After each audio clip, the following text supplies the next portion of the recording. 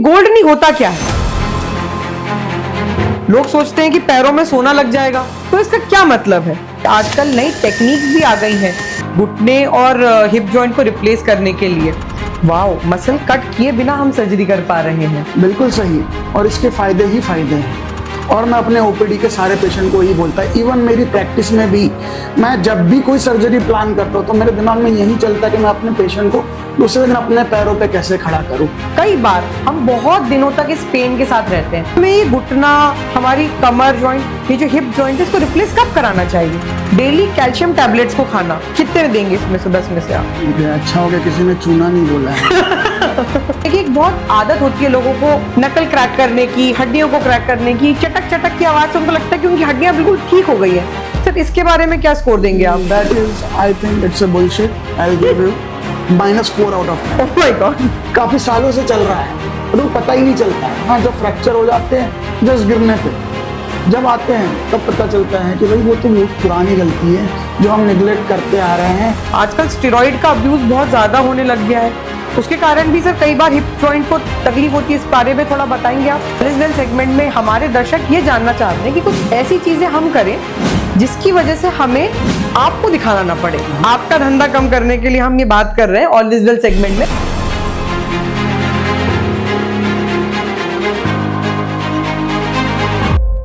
नमस्कार दोस्तों, आपका वेलकम है ऑल इज वेल पॉडकास्ट में। मैं हूं आपका होस्ट और दोस्त डॉक्टर जी। मैं रोज ही लोगों को इस दुनिया में लेकर आता हूं, पर आज जो हमारे साथ हैं वो लोगों को 2 पैरों पर खड़ा कर देते हैं। मिलिए हमारे ऑर्थोपेडिक सर्जन डॉक्टर रवनीक से। Thank you, Dr. Monish, for having me in your podcast, and we will definitely going to enhance the knowledge of our patient. Thank you sir.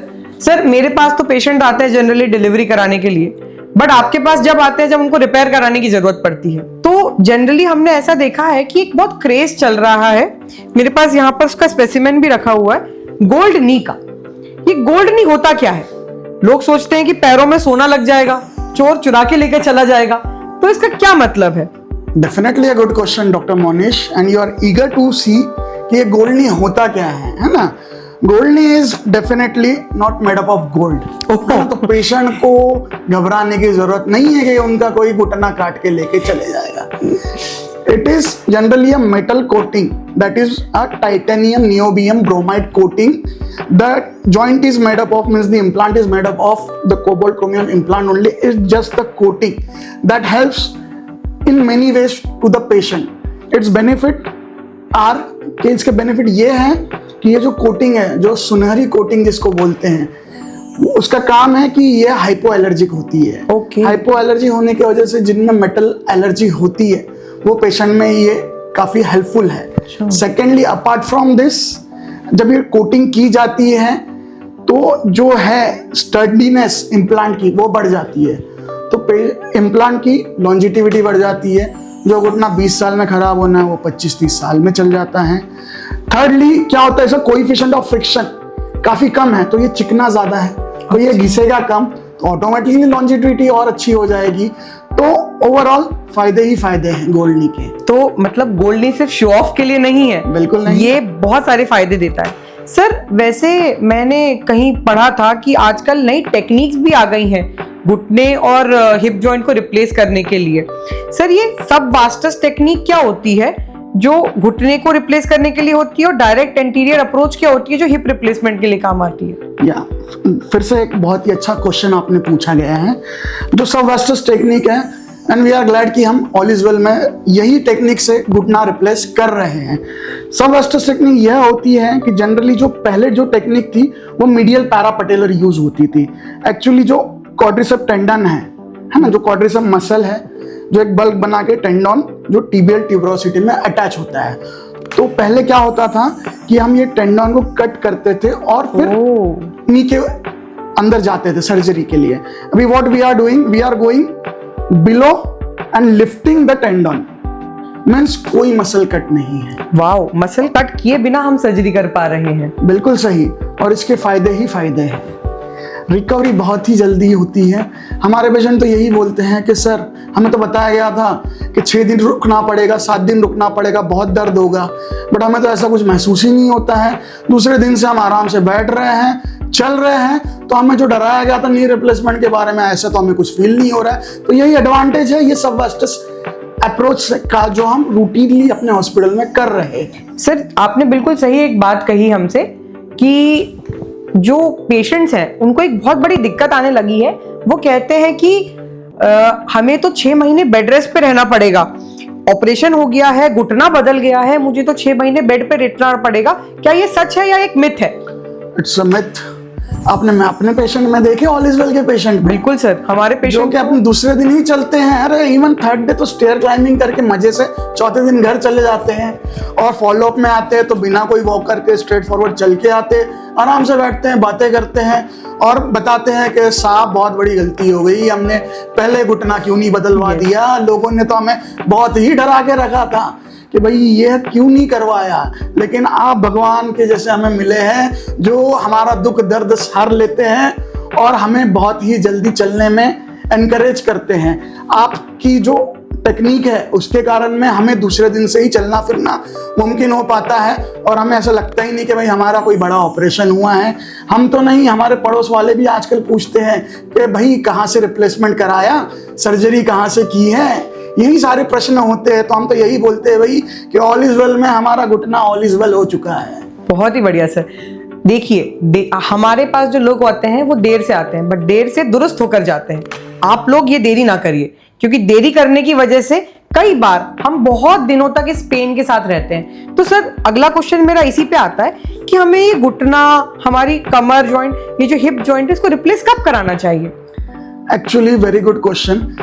जो घुटने घिसते हैं यानी जिसे हम नी ऑस्टियोआर्थराइटिस बोलते हैं, the common reason is overuse mechanical strain जब पड़ता है आफ्टर अ सर्टन एज, है ना, समझ लीजिए 60 अबव, जब कैल्शियम बॉडी में कम हो जाता है, हड्डियां कमजोर होती है और मैकेनिकल ओवरलोड की वजह से घुटना जो है कार्टिलेज है वो घिस जाता है। अगेन कार्टिलेज है कि जो बॉडी में डबल से बनता नहीं है ना, अभी तक तो मेडिकली प्रूवन है कि we can regrow the cartilage.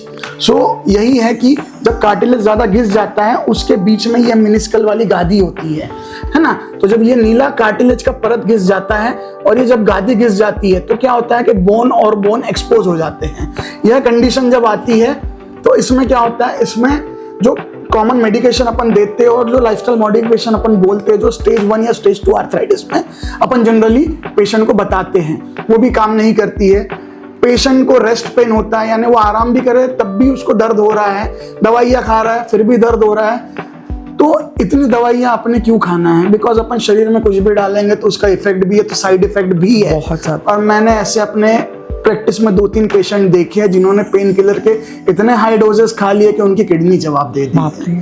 तो मेरा तो यही कहना है कि भाई जब आपकी day to day activity painful हो चुकी है वही सही समय है आपने नी रिप्लेसमेंट के लिए ऑप्ट आउट करने का सोचना चालू करना चाहिए। तो ऐसा कुछ एज नहीं है, बिकॉज जो इन्फ्लेमेटरी आर्थराइटिस है जैसे कि होता है रूमेटॉइड आर्थराइटिस, है ना, सोरियासिस, इन सब चीजों में यंगर पॉपुलेशन में भी नी जल्दी डैमेज हो जाता है, बिकॉज जो साइनोवियल फ्लूइड है वो कार्टिलेज डिजनरेट जल्दी करना चालू करता है। तो वही कंडीशन में यंग पेशेंट आते हैं तो हम वही करते हैं कि हम थ्रू आउट इवेल्युएट करते हैं अपन एंटी रोमेटॉइड ड्रग के साथ में। अगर ज्यादा नी खराब है तो हम उसे नी रिप्लेसमेंट का सलाह देते हैं। तो यह बिल्कुल भी मिथ है कि हमें ओल्ड एज में ही नी रिप्लेसमेंट करवाना चाहिए। Yes, in certain indication yes we do have to go for knee replacement in young age also. आपकी इसी बात से सर मुझे याद आया कि एक पेशेंट था आपके पास जो बोल रहा था कि मुझे शादी में नाचना है, और आपने तब उसका रिप्लेसमेंट करवाने की कोशिश करी थी क्योंकि उसको शायद एवीएन हो गया था, एवेस्कुलर नेक्रोसिस हो गया था। हमारी जनता ये समझ रही है कि यंग एज के अंदर भी ये सारी तकलीफें आ सकती हैं सर। आजकल स्टेरॉइड का अब्यूज बहुत ज्यादा होने लग गया है, उसके कारण भी सर कई बार हिप जॉइंट को तकलीफ होती है। इस बारे में थोड़ा बताएंगे आप? हाँ doctor Monish, a valid question again. क्या होता है कि डेफिनेटली पोस्ट कोविड जो कि स्टेरॉइड यूज हुआ है उसके कारण में एवीएन के जो केसेस है उसमें जरूरी राइज हुआ है। It is a kind of silent pandemic only, because अभी मुझे ज्वाइन किए हुए 3 साल हो गए और मैं बोल रहा हूं कि मैंने 2000 से ज्यादा हिप रिप्लेसमेंट अपने ऑल इज वेल इंस्टीट्यूट में सक्सेसफुली करवा चुके हैं। तो इसमें हमने जो एज ग्रुप पाया गया है वो 16 से लेके 96 ईयर्स का है। तो it's a vast age difference, जो यंगर पेशेंट है, सपोज किसी को सिकल सेल डिसीज है, उन पेशेंट में भी due to lack of blood supply to the femoral head उनको एवीएन होता है। तो यंग एज में भी अनफॉर्चुनेटली हमें हिप रिप्लेसमेंट करवाना ही पड़ता है to give a good quality of life to our patient. Sir चलिए गेम खेलते हैं। ओके, मैं कुछ चीजें बताऊंगा और आप बोन हेल्थ से रिलेट कर कर उसको 10 में से 10 नंबर या 10 में से जितने नंबर आपको लगते हैं कि इसको करने से फायदा होगा उतने दीजिएगा। ओके। सबसे पहला जो हमारे दर्शकों ने हमसे पूछा है वो है डेली कैल्शियम टैबलेट्स को खाना, कितने में देंगे इसमें से 10 में से आप? अच्छा हो गया किसी ने चूना नहीं बोला है। क्योंकि ओपीडी में पेशेंट ये भी आते हैं क्योंकि दूर दराज के एरिया से आते हैं तो उनको यही लगता है कि चूने में कैल्शियम मिल जाता है। तो ये भी एक फैल रहा है OPD बिल्कुल में। चूना, आपको जब आप चूना खाते हो तो आपको ही चूना लग रहा है और किसी चीज को कुछ नहीं हो रहा है। बिल्कुल आपके किडनी को ज्यादा चूना लग रहा है। बिल्कुल sir. So definitely calcium is good for bone, but कैसा है कि इसको मैं 6 आउट ऑफ 10 दूंगा, बट यही अगर आप विटामिन डी इफ इंडिकेटेड सो ये 8 आउट ऑफ 10 हो सकता है। That is a good thing, but calcium supplement should be supplemented with vitamin D doses. Definite sir, हमारे बच्चों वाली पॉपुलेशन से हमें एक क्वेश्चन आया है कि रोज उनकी मम्मियां उनको दूध पीने के लिए बोलती रहती हैं, तो दूध पीना बोन हेल्थ के लिए कैसा रहता है? दूध पीना ठीक है, मॉडरेशन में इज गुड, बट अगर दूध रोज ही दूध पी रहे सिर्फ कैल्शियम के लिए तो इससे वेट गेन भी ज्यादा होगा। बच्चों के लिए फिर भी ठीक है, बट अगर अडल्ट रोज अगर पर डे दिन में 3 से 4 ग्लास दूध पी रहे हैं तो कैल्शियम के साथ में उनका जो है वेट गेन भी होगा। तो weight gain again a bad thing for your knee. तो दूध पीने से घुटनों का दर्द अपन बढ़ा रहे हैं, यही होगा। दूध is good but in moderation, so I will rate it 4 out of 10। That is very nice. And sir exercise करना, कसरत करना, दौड़ना, भागना, या that is definitely my favourite, और मैं अपने ओपीडी के सारे पेशेंट को यही बोलता है। इवन मेरी प्रैक्टिस में भी मैं जब भी कोई सर्जरी प्लान करता हूँ तो मेरे दिमाग में यही चलता है कि मैं अपने पेशेंट को दूसरे दिन अपने पैरों पे कैसे खड़ा करूँ। तो मेरा एग्जीक्यूशन मेरी सर्जरी का उसी तरीके से होता है कि मैं अपने पेशेंट को दूसरे दिन से ही चलाऊं, बिकॉज एक वोल्स लॉ करके फिनोमिना है जो कि ऑर्थोपेडिक में बहुत ही बेसिक फिनोमिना है कि when the bone actually put under stress or loading, so the osteogenesis means the callus formation increases. The osteocytic activity increases, so it will lead to formation of the new inner growth, that is cancellous one, and the outer, that is cortical part. तो overall bone काफी ही मजबूत होगा। तो जितना अपन load करेंगे उतना अपनी हड्डी ज्यादा मजबूत होगी। Again 9 out of 10। Very nice sir. तो आज हमने ये समझा कि एक्सरसाइज करने से लोड बढ़ता है और लोड बढ़ने से हमारी हड्डियां ज्यादा मजबूत होती हैं। और मुझे तो पहली बार पता चला कि हमारे मेडिकल में भी लॉज होते हैं। बिल्कुल बिल्कुल सर। नेक्स्ट चीज हम बोलेंगे कि एक बहुत आदत होती है लोगों को नकल क्रैक करने की, हड्डियों को क्रैक करने की, चटक चटक की आवाज से उनको लगता है कि उनकी हड्डियां बिल्कुल ठीक हो गई है। सर इसके बारे में क्या स्कोर देंगे आप? That is, I think it's a bullshit. I'll give you -4 out of 10. Oh my God. That has nothing to do with any kind of bone ailment. ओ, तो आपकी नकल क्रैकिंग कोई फायदा नहीं दे ये रही। छोटा मोटा CO2 गैस जो रहती है वो रिलीज होती है क्रैक करने से, नथिंग। हाँ, but cracking with pain is definitely a dangerous sign and you should definitely show to your orthopedic surgeon. Sir coming on to our next segment, मेरे से क्या लेना देना। Okay. सर ये सेगमेंट हमने स्पेशली डिजाइन किया है वुमेन हेल्थ के लिए। मैं as a gynaecologist I face every problem. हमारे यहाँ गायनी में बहुत सारी प्रॉब्लम होती हैं। महिलाओं को पीठ में एक बार सिजेरियन के टाइम पे सुई डलती है, सारी जिंदगी वो बोलती रहती है कि मुझे कमर में दर्द हो रहा है, मुझे कमर में दर्द हो रहा है। और इन जनरल ऑल्सो महिलाओं को एक एज के बाद कमर और हड्डियों में दर्द होता है। सर इस पे थोड़ी लाइट शेड करेंगे कि एक्चुअली होता क्या है?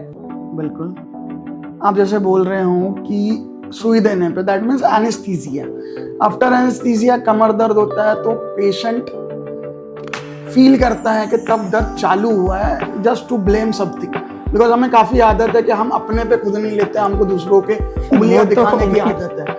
तो हाँ, कमर दर्द के आपके ही पेशेंट हमारे ओपीडी फॉलोअप में आते हैं कि जब से मैडम ने इंजेक्शन दी है वही कमर दर्द चालू हुआ है, बट उसका और इंजेक्शन का कोई लेना देना ही नहीं है। हम तो वही बोलते हैं भाई इंजेक्शन दिया तो आपका डिलीवरी तो पेन फ्री हो गई है। रिलेशन है जो इंजेक्शन देने का वो वहीं तक ही सीमित हो गया है।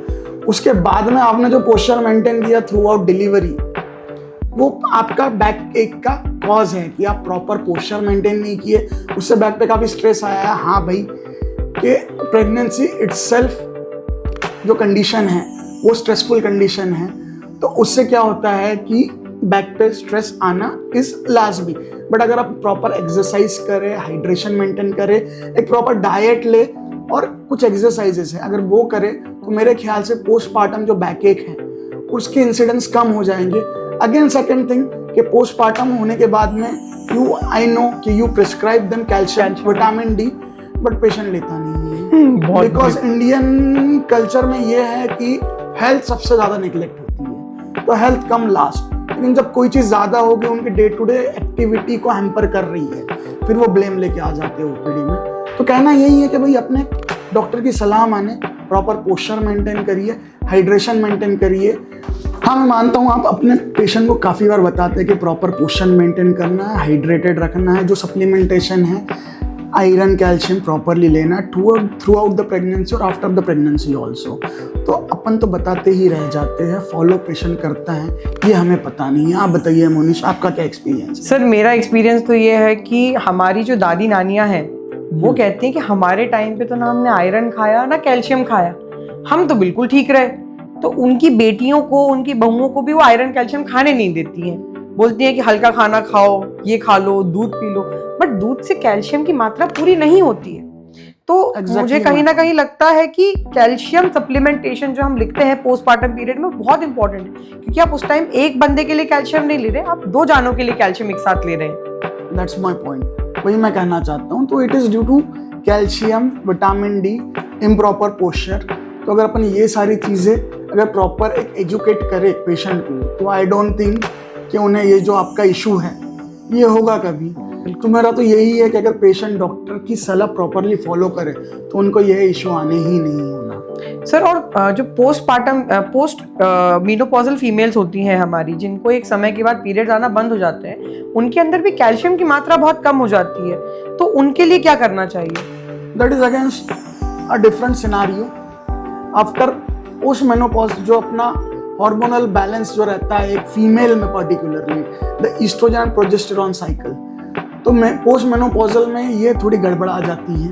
ईस्ट्रोजन का एक पॉजिटिव इफेक्ट रहता है बोन हेल्थ पे, जो कैल्शियम डिपोजिशन डेफिनेटली इंक्रीज करता है। तो जब ईस्ट्रोजन लेवल कम हो जाता है तो एक वन ऑफ द रीजन है कि कैल्शियम बोन से कम होता है। उसके कारण क्या होता है कि बोन हेल्थ खराब होती है, बोन डेंसिटी कम हो जाती है। उसके कारण में एक साइलेंट जो डिसीज है जिसे हम ऑस्टियोपोरोसिस बोलते हैं, है ना, ये बहुत कॉमन है फीमेल में। साइलेंट इसीलिए है बिकॉज होते तो रहती है, काफी सालों से चल रहा है, बट वो पता ही नहीं चलता है। हाँ, जब फ्रैक्चर हो जाते हैं, जस्ट गिरने पे जब आते हैं तब पता चलता है कि भाई वो तो वो पुरानी गलती है जो हम निगलेक्ट करते आ रहे हैं। कभी डॉक्टरों ने भी बताया होगा कि आप कैल्शियम चालू कर दीजिए, विटामिन डी लीजिए, या फिर आप अपना एक्सरसाइज बढ़ाइए। But due to certain reason कि फीमेल्स को घर गृहस्थी में ज़्यादा बिजी हो जाते हैं, तो वो खुद के हेल्थ के ऊपर ध्यान नहीं देते हैं। तो post menopausal osteoporosis is very common. So यही रीज़न है ना। और फ्रैक्चर्स कॉमनली होने का भी यही वन ऑफ द रीज़न है कि हड्डियाँ कमज़ोर होने के कारण, जो आप बोलते हैं कि हड्डियाँ खोखली हो जाती है, इसके कारण इमारत तो ढही जाएगी भैया। बिल्कुल सही। तो अगर अपन प्रॉपर प्रिकॉशन लेंगे तो ये चीज़ की ज़रूरत नहीं आएगी। Very good sir. मैंने ये भी सुना है कि आपके जो हिप रिप्लेसमेंट और नी रिप्लेसमेंट होते हैं महिलाओं में ज़्यादा होते हैं as compare to males. Yes, again पाया गया है कि फीमेल में जो है रेशियो ऑफ ऑस्टियोआर्थराइटिस वो थोड़ा ज़्यादा है। अगेन अपने जो रीजन है जैसे कि बुरहानपुर, खंडवा, निमाड़ क्षेत्र में, तो ये कैसा है कि अपन 3 टायर सिटीज में है। ओके। तो अभी अपन जो पुराना सेडेंटरी लाइफस्टाइल है वो यहाँ पे आने का है। नो डाउट कि महिलाएं काम तो कर रही है ना, लेकिन हेल्थ निगलेक्ट हो रही है। वो चूल्हा चौका ही देख रही है, प्रॉपर सनलाइट एक्सपोजर नहीं ले पा रही है, विटामिन डी नहीं ले पा रही है, वॉक नहीं कर पा रही है। इसके कारण क्या हो रहा है कि बोन वीक हो रही है और अननेसेसरीली ऑस्टियो आर्थराइटिस का शिकार हो रही है। इसलिए पाया गया है कि फीमेल्स में नी रिप्लेसमेंट्स के कंपेयर टू मेल पॉसिबिलिटी ज्यादा हो रही है। Okay sir, thank you sir. Sir अब हम नेक्स्ट सेगमेंट पे आएंगे जिसका नाम है all is well. Sir all is well segment में हमारे दर्शक ये जानना चाहते हैं कि कुछ ऐसी चीजें हम करें जिसकी वजह से हमें आपको दिखाना ना पड़े। आपका धंधा कम करने के लिए हम ये बात कर रहे हैं ऑल इज वेल सेगमेंट में। तो कुछ ऐसी 5 चीजें बताइए जिससे हमें ऑर्थोपेडिक्स डिपार्टमेंट में तो बिल्कुल ना आना पड़े। ओके डॉक्टर मोनिश, मैं भी नहीं चाहूंगा कि पेशेंट अननेसेसरीली पेन में मेरे पास में आए, Definitely, है ना। तो मैं तो हीलर हूँ, पेन हील करता हूँ, लोगों को चलवाता हूँ, है ना। तो कहीं खुदा न खास्ता एक्सीडेंट हो जाए, फ्रैक्चर होगा, दैट इज अ थिंग कि अपने हाथ में नहीं है, that is unfortunate thing. But जैसे कुछ चीज़ें हैं जो कि अपन लाइफस्टाइल मॉडिफिकेशन कर सकते हैं और अपने डे टू डे लाइफ में इनकॉर्पोरेट करेंगे, जो कि मैं अपने काफ़ी ओपीडीज पेशेंट को भी बताता हूँ। तो इनके जो छोटे मोटे दर्द है बोन रिलेटेड, वो कम हो जाएंगे। जैसे कि प्रॉपर सन एक्सपोजर लीजिए, बिल्कुल। फ्री में विटामिन डी बट रहा है भैया, ले लो, है ना। 25 मिनट है सन एक्सपोजर का, 11 से 1 के बीच का सनलाइट, बेस्ट यूवी लाइट मिलता है जो कि स्किन से अपना विटामिन डी बढ़ा देगा शरीर में। तो overall bone health will be improved. Take, अगर कोई डॉक्टर प्रिस्क्राइब करता है कैल्शियम और विटामिन डी सप्लीमेंटेशन, तो take it with open hand, बिल्कुल, है ना। Don't be ignorant about that. Thirdly, do exercise, है ना। Low impact exercise in the form of cycling और swimming has a good impact on your knee. Knee जो है muscle जो balance है वो एक बन जाएगा, तो नी पे ज्यादा लोड नहीं आएगा। मसल कोऑर्डिनेटेड रहेगी तो नी पे लोड नहीं आएगा, नी पे लोड नहीं आएगा तो दर्द नहीं होगा। तो दैट इज सेकंड थिंग के regular exercises, a good balance diet. Apart from calcium, protein is also very important role plays in your diet. तो अपन 1 ग्राम पर बॉडी वेट जो भी प्रोटीन रिक्वायरमेंट है वो फुलफिल करिए, हाइड्रेटेड रहिए, hydration is very important and live an active life. That is the thing what I routinely say to my patient in my OPDs.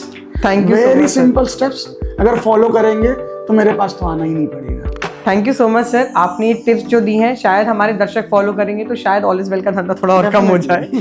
But yes, हमें active lifestyle लेनी चाहिए। धूप बहुत जरूरी है, मैंने तो जादू से सीखा है कि धूप लो, अच्छा रहेगा। Then thank you so much sir for coming to all is well podcast. आपके साथ और मिलना रहेगा, और चीजों पे बात करते रहेंगे। Thank you doctor Ravneek for coming into the all is well podcast. We welcome. Thank you doctor Monish.